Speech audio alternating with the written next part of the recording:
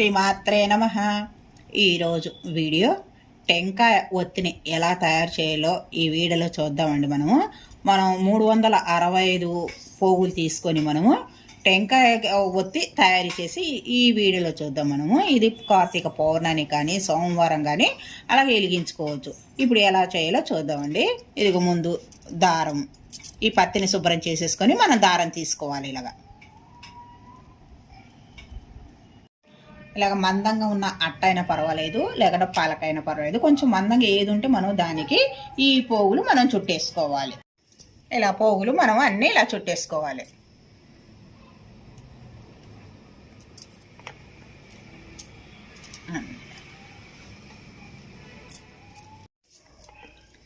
ఇరవై 25 పోగులు అండి. 25 పోగులకు ఇలా కట్ చేసుకుంటున్నాను. ఇలా మనం దీనికి ఇలా తీసేసుకోవాలి. ఇవి మనము మధ్యలోకి ఇలా తుంచేసుకోవాలి.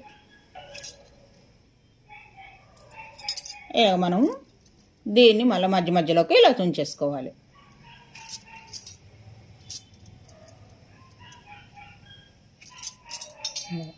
తుంచి పెట్టుకున్నాం కదండి.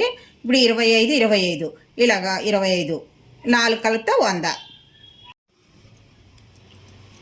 ఇప్పుడు ఇలా కలిపేసుకున్నాను 3 పోగులు.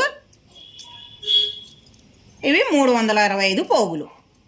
దీన్ని ఇప్పుడు చూడండి ఇలా పెట్టేసుకోవాలి.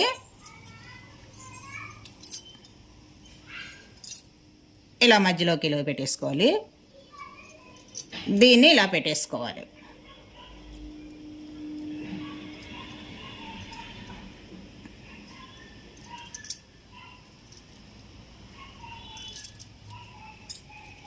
దీన్ని పాలతోన కానీ ఈ బూదితోన కానీ